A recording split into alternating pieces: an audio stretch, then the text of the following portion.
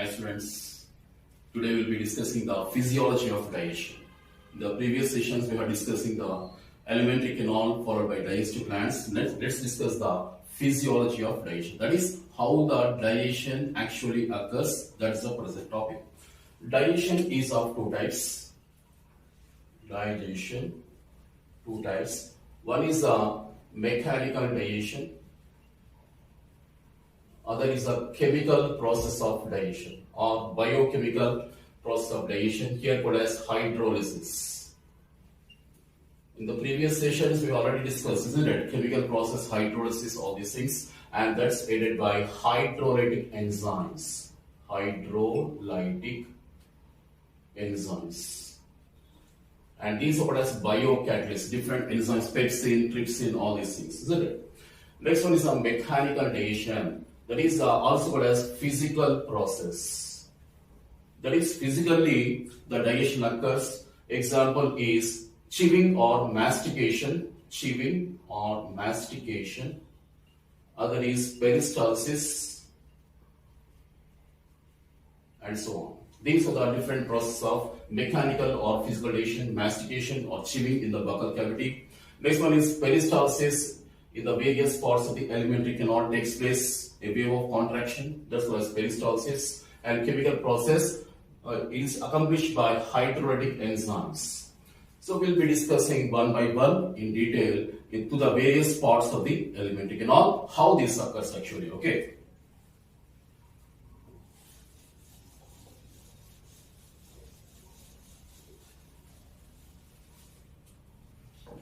So, digestion in the buccal cavity. First of all, number one, digestion in the buccal cavity. Because I told you that the first part of alimentary canal is called as oral or mouth cavity, also called as buccal cavity, isn't it? The first part, mouth is an anterior opening which leads to the alimentary canal. And posterior opening called as anus. Between these two bodies present, alimentary canal is present. The first part of alimentary canal is called as the oral cavity or buccal cavity. Now how the digestion is occurring in the buccal cavity, let's discuss now. The buccal cavity contains two principal parts. One is the teeth and tongue. Teeth and tongue. With the help of teeth, the food is taken. For example, ingestion occurs. With the help of teeth in the oral cavity, the food is, for example, this is a food particle, it is broken down. It is broken down into the smaller pieces like this. That is the physical process occurs here. The complex food molecules, when we take a roti or chap or something, it is physically broken down into the tiny particles. This is called as mastication. Mastication or chewing. What is mastication or chewing? The process of physically breaking down the complex molecules to the tiny pieces here. For example, it's a complex molecule broken down into the tiny pieces that occurs with the help of the teeth. Isn't it? And meanwhile, the tongue also aids in this physical process here called as mastication. How this is occurring here? This called as here mechanical digestion is we are discussing here now. Mechanical digestion. How this is occurring in the buccal cavity here, that is number one process is mastication, that is called as chewing here, and that is occurring to the teeth. The process of physically breaking down the complex molecule into the smaller tiny pieces here, physically breaking down, and that's called as mastication or chewing here. Meanwhile, what happens? The tongue also aids here. The tongue, which contains the salivary glands here, and salivary glands are associated with the buccal cavity. They are present outside the buccal cavity, but they secrete the salivary juice into the buccal cavity. Actually, these salivary glands we were discussing in the previous session. The three pairs of salivary glands are present in the human beings. They are present outside the buccal cavity, but they secrete the salivary juice. The salivary glands, they secrete the salivary juice or saliva, whose pH is 6.8 pH is having here. And within the buccal cavity, the salivary juice is present here. What is the composition of salivary juice? It contains a enzyme called as ptyalin, also called as salivary amylase, lysozyme. It also contains some mucus and electrolytes. Electrolytes like sodium, potassium, chloride ion, bicarbonate ion, etc. These are the electrolytes present in the salivary juice, secreted by the salivary glands into the buccal cavity, whose pH is 6.8. It contains an enzyme. The juice contains an enzyme called as a kaolin, or also called as salivary amylase, lysozyme, enzyme, mucus, and electrolytes. So, what's the function of this kaolin? Meanwhile, what happens when the food is mechanically broken down? This is also mixing. This mastication is occurring in the oral cavity, buccal cavity. Meanwhile, in the oral cavity, the salivary juice is also present. So, what happens now? The food particles are acted upon. For example, you take this kaolin enzyme. First enzyme, let's discuss now kaolin. It digests the starch. It digests the starch in the presence of salivary amylase or kaolin into the disaccharide called as maltose. Maltose is a disaccharide. Maltose is a disaccharide, whereas starch is a polysaccharide. So the polysaccharide is broken down into the disaccharide called as maltose in the presence of salivary amylase or kaolin. And the salivary amylase kaolin is present in the salivary juice. This is nothing but here a chemical process of digestion here. That is chemical process of digestion. So what's the bottom line here? In the buccal cavity, the mechanical digestion occurs. The chemical process of digestion also occurs. That's the bottom line here.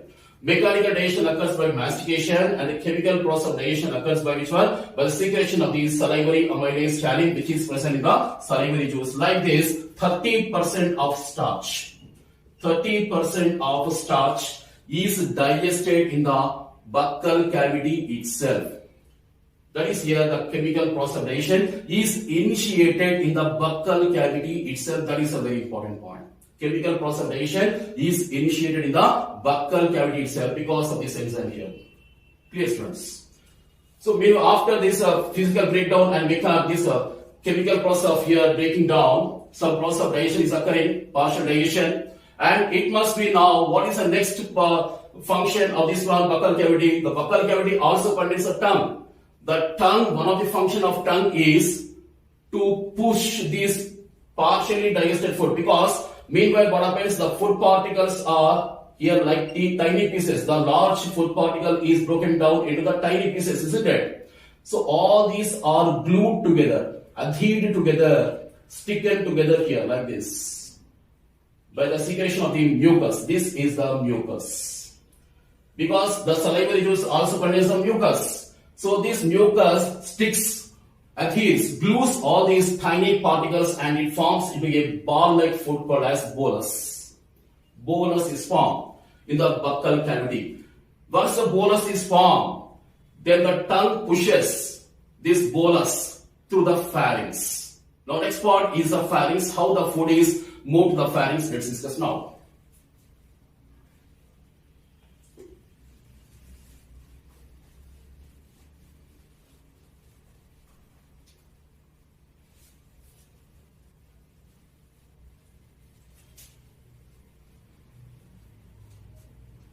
Now in the pharynx consists of three parts: nasopharynx,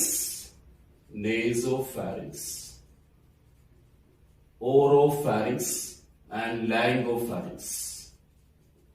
Nasopharynx is corresponding to the nasal cavity, so leave it aside. Here this is not a present discussion, clear? So we are not, because it's corresponding to the nasal cavity. So here oropharynx is corresponding to the oral cavity, and laryngopharynx to the larynx. In the previous encounter we had already discussed along with the diagram here, isn't it? So here oral cavity or buccal cavity, here is a this is a nasal cavity, for example, and here is a nasopharynx present here, and this up to here nasopharynx, LPM writing. Here is a oral cavity. Below this one is the oral cavity. Here what is corresponding? Oropharynx. And here below what is present? The larynx is present. This is the larynx. Isn't it? Larynx. And here this one, what is present here? Laryngopharynx. This is corresponding here to the laryngopharynx here. Nasopharynx, oropharynx, laryngopharynx. Nasopharynx corresponding to the nasal cavity. This is a nasal cavity. And oropharynx corresponding to the oral cavity. And laryngopharynx to the larynx. So the food is not at all related here. The food is passing to the oropharynx here now. From oropharynx, the food is coming. From which one? Here is a buccal cavity, isn't it? Buccal cavity here. So here, the food is coming from the buccal cavity here. Buccal cavity into the oropharynx. From oropharynx, it is moving down here into the laryngopharynx. The food is moving down into the laryngopharynx here. Now the laryngopharynx is connected on one part to the larynx. On other part, it is connected to the esophagus. Here is the esophagus example. This is the esophagus. So laryngopharynx is connected to the esophagus to a small opening called as gullet.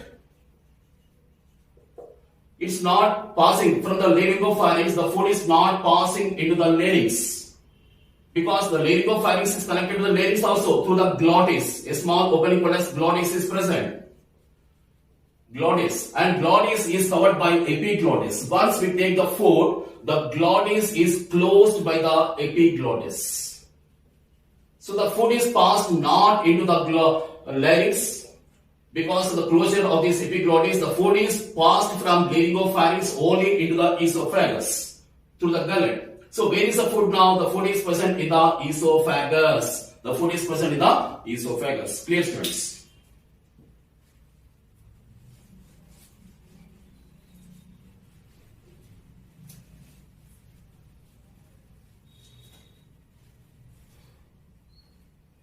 So the food is now present in the esophagus.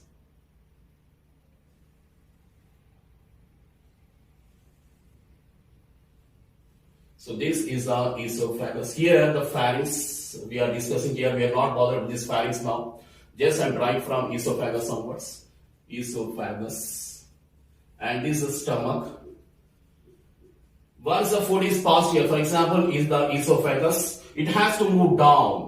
How it moves down? Because the esophagus up to the rectum. From the wall of esophagus up to the rectum. What is rectum? The part of the large intestine, isn't it? Cecum, colon and rectum. The posterior part of the large intestine is called as a rectum. Below this rectum, anal canal and anus is present. So, there the alimentary canal ends here, isn't it? So, the esophagus here, up to the rectum here, esophagus is followed by stomach. And stomach is followed by small intestine. Small intestine is followed by large intestine. The large intestine is ending with the rectum. So right from esophagus up to the rectum, it is lined by the wall of alimentary canal, gut. That is the tissues here, various layers are there. Outermost layer is called as serosa. We had discussed already. And below this one is a muscularis externa, which consists of outer longitudinal and inner circular muscles are present. Below which what is present? The submucosa is present, and innermost layer is the mucosa. And here is the lumen. What is present here? Lumen here. Serosa, outermost layer. Below this one is the muscularis externa, which consists of outer longitudinal and inner circular muscles. Below which one is the submucosa here? Mucosa. And this is the innermost here. What is that? Lumen of the alimentary canal. So this starts from esophagus up to the rectum. So what is the bottom line here? This consists of muscles here. Which muscles are present? In the muscularis externa, smooth muscles are present. Involuntary muscles are present here. And between the outer longitudinal, for example, these are the longitudinal muscles and these are the circular muscles, for example. Here is the Orbox plexus is present here. What is present? Orbox plexus. This is the plexus, Orbox plexus. This is the outer longitudinal muscles and this is the inner circular muscles here. This plexus is responsible for initiation of this contraction of these longitudinal and circular muscles, because of which the longitudinal and circular muscles, they contract and relax here. So right from esophagus up to the rectum, there is a wave of contraction which takes here. wave of contraction. For example, here contraction, then here relaxation, here contraction, then followed by relaxation here. So a wavy contraction which sets in here. The foot here, for example, is present here. Back side there is a contraction, front side there is a relaxation. So there is a wave of contraction which sets in from esophagus up to the rectum. This wave of contraction is called as peristalsis. So because of peristalsis, from esophagus up to the rectum, the food is now passed to the various parts of the alimentary canal. This peristalsis also is responsible for a sort of mechanical or physical digestion. Number 2 is, because of peristalsis, the food is now exposed to the various parts of the alimentary canal, and there is an efficient enzymatic exposure to the action here. And the food is now exposed to the efficient enzymatic action. The food is now exposed to the efficient enzymatic action because of peristalsis only. Because the food is moving to the various parts of the alimentary canal, stomach, the duodenum, like this here. And how this food is passing? Because of peristalsis only. And because the food is passed to the various parts of the alimentary canal, because of which the food is now exposed to the efficient enzymatic action present in the various digestive juices like pancreatic juice, etc. So this efficiency is brought about by which one? The wave of contractions called as peristalsis. That's the importance of peristalsis here. And that starts from esophagus and proceeds up to the rectum. Now, I told you that here is the pharynx. The food is swallowed into the esophagus, isn't it? This is called as swallowing. The process of swallowing of the food from pharynx to the esophagus here. We swallow the food. That process is medically called as deglutition. So what is deglutition? The process of swallowing of the food. The process of swallowing of the food is called as deglutition, and that's occurring through the pharynx. Because of buccal cavity and pharynx. Buccal cavity and pharynx, both of them contains the voluntary muscles. Both of them contains the voluntary muscles or striated muscles. So deglutition or swallowing is a voluntary process which is occurring to the buccal cavity and mainly to the pharynx. We swallow the food. That process is called as a deglutition, and that is aided by the voluntary muscles present in the buccal cavity and the pharynx. Once the food is passed beyond this level, here it is stopped here. The voluntary muscles are stopped here, and from esophagus onwards, the smooth muscle starts. Only the smooth muscles are present up to the rectum. Only the smooth muscles are there present in the muscularis externa layer, which consists of outer longitudinal and inner circular muscles. Clear, students? So how the food is? We have discussed up to now here peristalsis also. Where is the food now? The food is passing to the esophagus.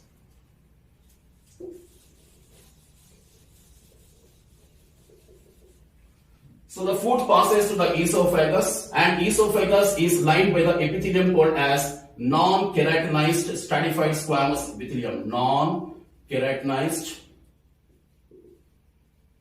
stratified squamous epithelium. It's an important point. Esophagus is lined by stratified non-keratinized squamous epithelium. Okay. Now the food is passed because the peristalsis into the stomach. And you have to remember, all of you, here is a very here upper esophageal sphincter is present. What is present? Upper esophageal sphincter.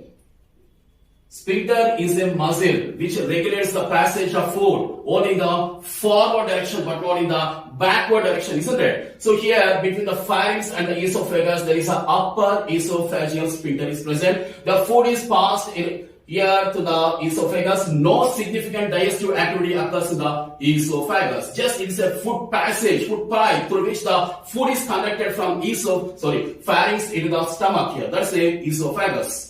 So the food now is passed into the stomach. Here, down the esophagus, another sphincter is present called as the lower esophageal sphincter. Lower esophageal sphincter. Here, between the stomach and the esophagus, there is a lower esophageal sphincter, and between the upper part of the esophagus contains the upper esophageal sphincter, which is present between the pharynx and the esophagus. Here, two sphincters are there, and the food is passed in the stomach to which one? Lower esophageal sphincter. Here, lower esophageal sphincter. The lower esophageal sphincter is also called as gastroesophageal sphincter. Gastroesophageal sphincter or cardiac sphincter, also called as the cardiac sphincter. Here. Gastroesophageal. Why? Because gastro means stomach. Gastro means stomach. The sphincter which is present between the esophagus and the stomach is called as gastroesophageal sphincter, which is also called as cardiac sphincter because very near to it the heart is present. That's why it's called as a cardiac sphincter here, which is nothing but the lower esophageal sphincter. So where is the food now? The food is now present in the stomach. And it is not going back because of the gastroesophageal sphincter, isn't it? So the food is present in the stomach. Let's discuss the digestive activity present in the stomach here. How the digestion occurs in the stomach.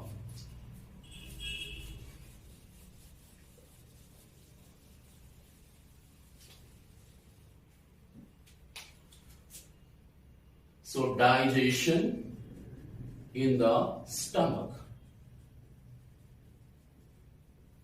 So muscularis externa, outermost layer is serosa, and below what is present, the muscularis externa. And this muscularis externa, which contains the smooth muscles, contains the outer longitudinal, for example, outer longitudinal muscles here. These are the longitudinal muscles. And here inner circular muscles are there here. These are the longitudinal and these are the circular muscles. In the stomach, besides the longitudinal and circular muscles, there are the oblique muscles are also present here. Oblique additional muscles are there only in the stomach. Remember this point. Only in the stomach, additional set of muscles called as oblique muscles are also present below the circular muscles.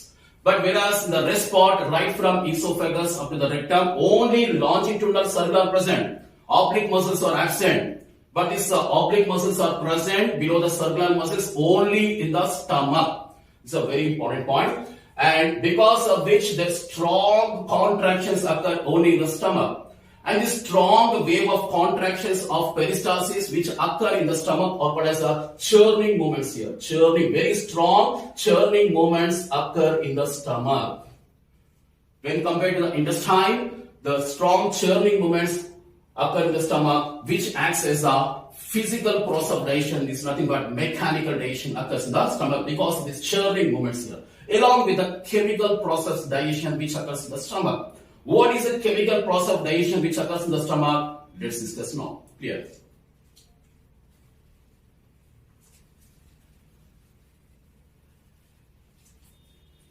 And this is stomach. Here I am writing the drawing separately.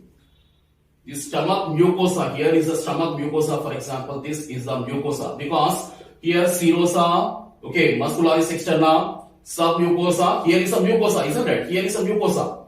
The mucosa layer of the stomach is drawn inward like this. The mucosa layer is drawn inward and it forms into the various pores. The mucosa of the stomach, which is the innermost layer, this is a lumen, isn't it? This is the actual cavity of the stomach. This mucosa layer is drawn inward as a folds, and these folds are called as rugae, gastric rugae. Gastric rugae. Gastric rugae means the folds which are present inward into the stomach. Gastric rugae. Between the rugae, small fold structures are there. They are called as gastric glands. Gastric glands. The glands present in the stomach are called as gastric glands. These are active once the food, for example, this is the food. Once the food is present here, this is the food, for example, once the food is present in the stomach, the gastric glands are acted upon by the gastrin hormone. Gastrin hormone. Gastrin hormone is released by the stomach epithelium.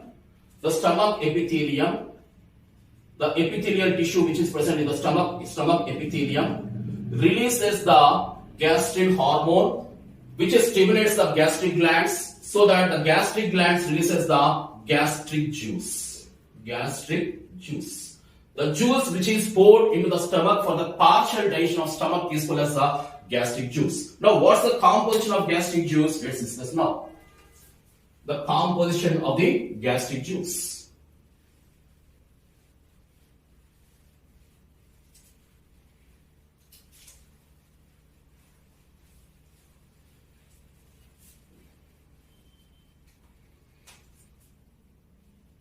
Gastric juice, the juice which is poured into the stomach. It contains first of all HCl, because different gastric glands in the previous session we were discussing, isn't it? Cardiac glands, thyroid glands, isn't it? And oxytic glands. These the secretion of these glands is together called as a gastric juice, and it consists of HCl, the hydrochloric acid, Cassell's intrinsic factor, and proenzymes. Proenzymes are present. So Cassell's intrinsic factor is essential for the absorption of the cyanocobalamin, vitamin B12. So here we are discussing digestion. Here this factor is not essential for the present discussion, isn't it? I'm rubbing here. So the HCl and proenzymes are present in the gastric juice. What's the function of HCl? The functions of HCl, hydrochloric acid. First of all, the activity of ptyalin, salivary amylase, is stopped.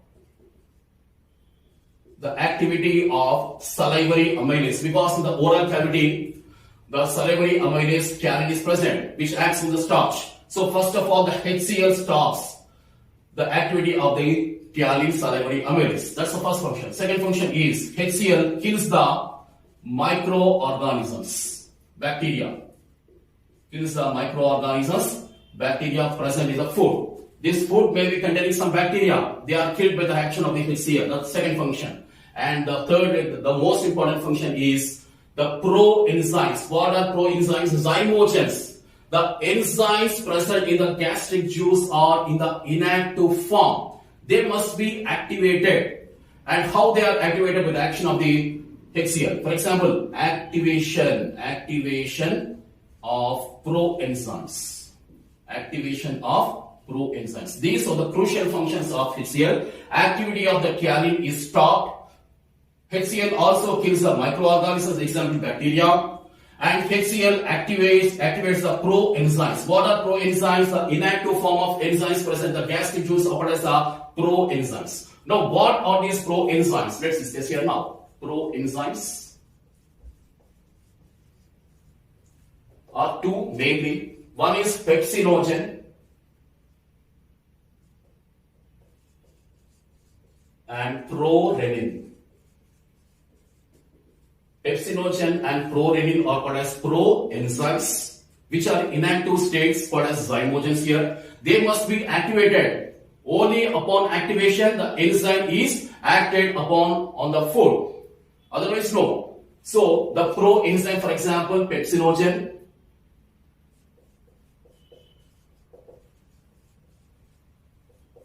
is acted upon in the presence of HCl into the active state called as pepsin.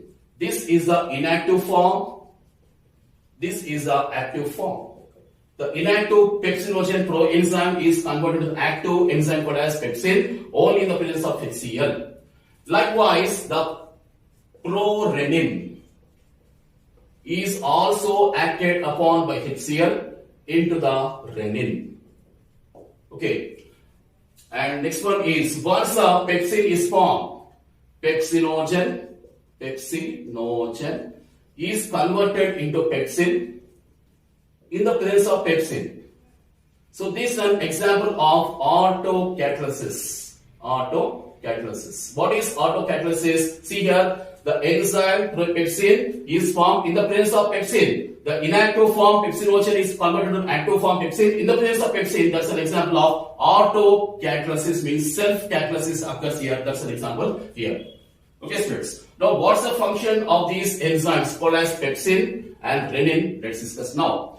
Which helps in the digestive activity in the stomach this partial digestion of the food occurs with the action of the enzyme called as pepsin mainly, and of course by the renin also. These are the protein digesting enzymes. These are the protein digesting enzymes. The protein digesting enzymes are called as here proteolytic enzymes. Proteolytic enzymes means the protein digesting enzymes. They breaks the peptide bonds. Breaks the peptide bonds. Because amino acids, they make the polypeptides make the protein molecule. So in order to digest the proteins to the amino acids, which one must be broken? The peptide bonds present must be broken, only then the proteins are converted into the polypeptides and the polypeptides to the amino acids. So what is the target of attack here? The peptide bonds. So what's the function of this pepsin and renin? They break the peptide bonds. For example here, pepsin, first of all protein. Proteins are broken down in the presence of pepsin into proteoses and peptones. But these are the incompletely digested protein food, and these must be broken down further into the amino acids. And the enzymes are not sufficient here. These proteoses and peptones are broken down further into the amino acids, only the next part called as the duodenum of the small intestine. Here, that's why we can say that the incomplete digestion of the proteins occur in the stomach, not the complete digestion of the proteins occur in the stomach. Okay, and these are the polypeptides here. Okay, leave it aside. Next one is renin. Next one is renin. It acts on the milk protein called as casein. Milk protein. This is the milk protein called as casein. The protein which is present in the milk is called as milk protein casein. It is acted upon by the enzyme called as renin, which converts into the para-casein. Para-casein.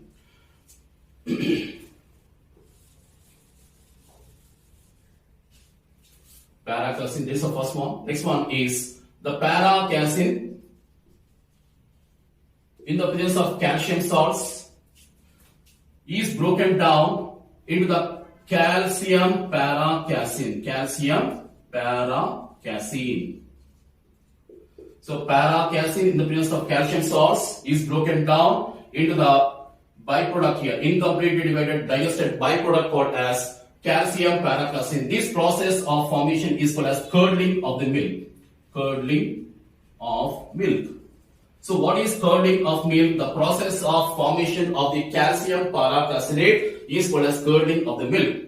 Now next one is the calcium para-caseinate is broken down further into the peptones. Peptones and calcium of course is released here. The calcium para-caseinate is further broken down into the peptones with the release of calcium ion, and this is occurring in the presence of pepsin again here. Pepsin again here. But bacho, you have to remember a very important point here. I told you that renin is present here, isn't it? Renin can digest the milk protein called as casein into the para-casein, and para-casein in the place of calcium ions, it forms a calcium para-caseinate called as curdling of milk. The calcium para-caseinate in the place of pepsin enzyme again, it forms into the peptones, the incomplete products of protein digestion here. But you have to remember that the renin is present here. Renin is present only in the infant digestive juices here. Gastric juice of infants. Gastric juice of infants. Chota bacho here, isn't it? Infants, that is neonatal, who sucks the milk of the mother here, isn't it? That's what I see here, infant. Gastric juice of only the infants contains the gastric renin enzyme here. That is, renin enzyme is present in the gastric juice of only the infants but not the adults. You may ask here, sir, how about the dilation of milk protein casein in the adults? In the adults, what happens means pepsin takes the responsibility. In the adults, pepsin takes a responsibility, the function of digestion of the milk protein called as casein, because renin is present in the gastric juice of the infants only, but not in the adults. In the adults, the renin is absent. That's why the milk protein called as casein is digested into para-casein in the place of pepsin in the case of adults here. So here, what is the conclusion now? What is the bottom line? The proteins are digested only up to the proteoses and peptones. Only up to the proteoses and peptones. They must be further broken down into the amino acids, and that occurs only in the duodenum. Because trypsinogen, chymione, trypsinogen, other enzymes are present only in the duodenum, which are responsible for the complete digestion of the proteins, and that the incompletely digested protein food and along with the starch, incompletely digested fat food, incompletely digested carbohydrate food, etc., is now called as the chyme. So what is by chyme here, bacho? Chyme means the incompletely digested food which is formed in the stomach. The incompletely digested food which is formed in the stomach is called as chyme. It must be going to the next part. What is the next part here called as duodenum? Isn't it? Next part is called as duodenum. And in the duodenum, the main part of digestion occurs, which we will be discussing in the next lecture here. Okay, students? Till then, all of you, God bless. Bye, students.